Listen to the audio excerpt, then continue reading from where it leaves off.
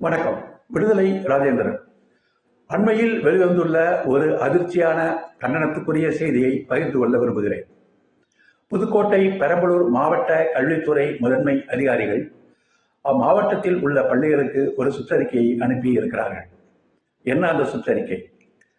அரசு பள்ளிகளில் மாணவர்கள் விநாயகர் சதுர்த்தியை மகிழ்ச்சியாக கொண்டாடுவோம் என்று உறுதிமொழி ஏற்க வேண்டும் என்று அந்த சுற்றறிக்கை கூறுகிறது. பள்ளி கல்வியில் விநாயகத்தை மதத்தை புகுத்துகின்ற மிக மோசமான ஒரு முயற்சி இது. மிக மிக வன்மையாக கண்டனத்துக்குரிய ஒரு சுற்றறிக்கையாகும். அறநிலையத்துறை அரசு சார்பில் முருகன் மாநாடை நடத்தியதற்கு பிறகு ஏன் விநாயகனுக்கும் அரசு அங்கீகாரம் வழங்கக்கூடாது என்ற முடிவுக்கு பள்ளிக்கல்வித்துறை அதிகாரிகள் வந்துவிட்டார்கள் போல இருக்கிறது. அந்த துணிச்சலை அரசு நடத்திய இந்த முருகன் மாநாடு தான் தந்திருக்கிறது என்று நம்மால் உறுதியாக சொல்ல முடியும். முருகன் மாநாடு நடந்து முடிந்த உடனேயே பாரதிய ஜனதா கட்சி தலைவர்கள் ஒரு கருத்தை கூறினார்கள்.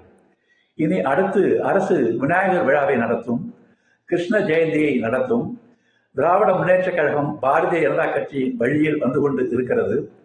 தமிழக முதலமைச்சர் விநாயகர் சதுர்த்திக்கு வாழ்த்து கூறுவார், தீபாவளிக்கு வாழ்த்து கூறுவார் என்றெல்லாம் அவர்கள் பிரச்சாரம் செய்து கொண்டு இருந்தார்கள். ஆமாம், அந்த வழியில்தான் நாங்கள் வந்து கொண்டிருக்கிறோம் என்று பள்ளி கல்வித்துறை அதிகாரிகள் இப்போது வெளிப்படையாகவே இந்த அறிவிப்பை வெளியிட்டு இருக்கிறார்கள். ஒரு காலத்தில் திடீரென்று தேராய நகரில் சுயம்புவாக பிள்ளையார் தோன்றினார் என்று ஒரு கதையை கலைஞர் ஆட்சிக்கு வந்த நேரத்தில் கதை கட்டி விட்டார்கள். அங்கே பெரும் கூட்டம் கூடியது. உடனே கலைஞர் அது அப்பட்டமான பொய் என்பதை நிரூபித்து அந்த சிலையை ஒரு காவல்துறையைச் சேர்ந்தவர் பூமிக்கரையிலே புதைத்து வைத்து ஒரு நாடகம் ஆடினார் என்பதை அம்பலப்படுத்தி காட்டியவர் கலைஞர். விநாயகர் சதுர்த்தி என்பது ஒரு கலவர ஊர்வலமாக இந்த நாட்டில் தொடர்ச்சியாக நடத்தப்பட்டு கொண்டிருந்தது. ஜெயலலிதா ஆட்சி அதற்கு முழுமையாக ஆதரவு தந்தது. கலைஞர் முதலமைச்சராக வந்ததற்கு பிறகுதான் பல்லாயிரக்கணக்கானவர்கள் ஒரே இடத்தில் கூடி ஊர்வலமாக சென்று கலவரத்தை உருவாக்குவதற்கு தடை விதித்து அவை ஒழுங்குபடுத்தி ஒரே ஊர்வலமாக எல்லோரும் கூட்டமாக போகக்கூடாது என்று ஒரு முடிவை எடுத்து அந்தந்த பகுதியில் உள்ளவர்கள் காவல்துறையுடன் போய் கடலில் கரைத்து விட்டு வரலாம் என்ற நடைமுறையை உருவாக்கியவர் கலைஞர். ஆக விநாயகர் ஊர்வலம் என்பது இங்கே அரசியலாக்கப்பட்டு அது ஒரு மத கலவரத்திற்காக மாற்றப்பட்டு நிகழ்ந்து கொண்டு இருக்கிறது.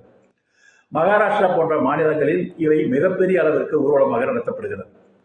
பாஜக ஆட்சி செய்கின்ற மாநிலங்களிலெல்லாம் இத்தகைய கடவுள் திருவிழாக்கள், மத விழாக்கள் அரசு சார்பிலே நடத்தப்பட்டு கொண்டிருக்கின்றன. திராவிட மாடல் ஆட்சி சமய சார்பற்ற மதச்சார்பற்ற கொள்கையை பின்பற்றி கொண்டிருக்கின்ற ஒரு ஆட்சியாகும். இந்த ஆட்சியில் அரசுடைய பள்ளி கல்வித்துறையே விநாயகர் சதுர்த்திக்கு விழா எடுப்பதை ஆதரித்தும் அரசு பள்ளிகளில் விநாயகர் சதுர்த்திக்கு மாணவர்கள் மகிழ்ச்சியாக கொண்டாடுவோம் என்று உறுதிமொழிக்க இருக்க வேண்டும் என்று சுற்றறிக்கை அனுப்புவதும் மிக மிக வன்மையான கண்டனத்துக்குரிய ஒரு போக்காகும். கல்வியாளர்கள், ஆசிரியர் சங்க நிர்வாகிகள் இதற்கு கடுமையான எதிர்ப்பை உடனடியாக பதிவு செய்திருப்பதை நாம் பாராட்டி வரவேற்கிறோம். அந்த கண்டனத்தோடு நாமும் இணைந்து கொள்கிறோம். இத்தகைய சுற்றறிக்கையை அனுப்பிய முதன்மை கல்வி அலுவலர்கள் மீது அரசு கடுமையான நடவடிக்கை எடுக்க வேண்டும் என்பதே நமது கருத்தாகும். இத்தகைய போக்குகள் தொடரும் என்று சொன்னால் திராவிட முன்னேற்ற கழகத்தின் அடையாளங்களை மெல்ல மெல்ல அழித்து அது மீண்டும் ஒரு மதவாத கட்சி என்ற எல்லைக்கு போய்விடக்கூடிய ஆபத்து உருவாகிவிடும். இத்தகைய நிலை வந்துவிட்டால் திராவிட முன்னேற்ற கழகத்தின் அடித்தளமே இங்கு ஆட்டம் கண்டுவிடும். இதற்காகவே திட்டமிட்டு இங்கே செயல்பட்டு கொண்டிருக்கின்றவர்களை அரசு அடையாளம் காண வேண்டும். முளையிலேயே அவர்களை கிள்ளி எறிய வேண்டும். அரசு சார்பில் இப்படிப்பட்ட கடவுள் மத மாநாடுகளை நடத்துவது இனியும் தமிழ்நாட்டில் நடக்கக்கூடாது என்ற உறுதியான முடிவுக்கு தமிழக அரசு வர வேண்டும். அமெரிக்காவிலே இருக்கிற தமிழக முதலமைச்சர் இந்த செய்தியை அறிந்து உடனடியாக அங்கிருந்து உரிய நடவடிக்கைகளை பிறப்பிப்பார் என்று நாம் நம்புகிறோம். முதன்மை கல்வி அலுவலர்கள் இந்த நடவடிக்கை வன்மையான அழுத்தமான கண்டனத்திற்கு உரியது. அவர்கள் மீது அரசு உறுதியான நடவடிக்கை எடுக்க வேண்டும். சிந்திப்போம். நன்றி, வணக்கம்.